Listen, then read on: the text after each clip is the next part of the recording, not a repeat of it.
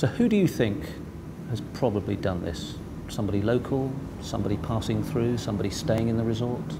I tend to the view that it would have been somebody who actually lives there, because if people were staying there, most of them have got kids of their own in that particular resort, though it's doubtful that anybody there would have been responsible. So we're left with the idea that it's somebody who lives locally, stays locally, and certainly within a 5-kilometre radius. Portuguese police have been heavily criticised. What do you think of their investigation, particularly in the early days?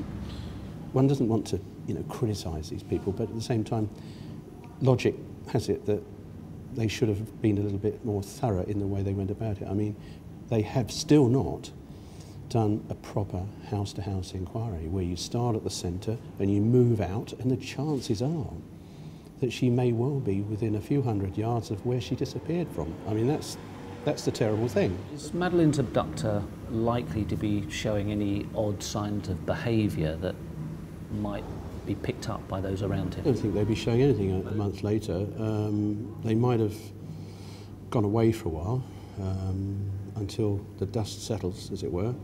But then if it's somebody from this country that has committed the offence, then they're away anyway. They might well be living there or travelling. So I don't think that we would know. But I mean, somebody must know about a relative or friend that's near to them has already offended against children. And if they also know that they've been to Portugal recently or are living in Portugal, then they ought to get in touch with the authorities, because that's very relevant.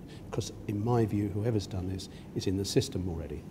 Because you don't get to this stage, if you like, of offending behaviour unless you've actually been caught before. It's so advanced. Paedophilia, you can always put on a sliding scale, and so you'll start at one end with somebody who maybe downloads child porn from the internet and may not actually touch a child, although they're clearly guilty of an offence, but they might not actually touch a child. And then you go through the range of offending behaviour where they might just touch one child and interfere in a certain way or expose themselves, and right through the whole gamut of offending behaviour. And at the other end are predatory killers, people who kill children and sexually abuse them. And by the time they got to that end, they will have been through the system.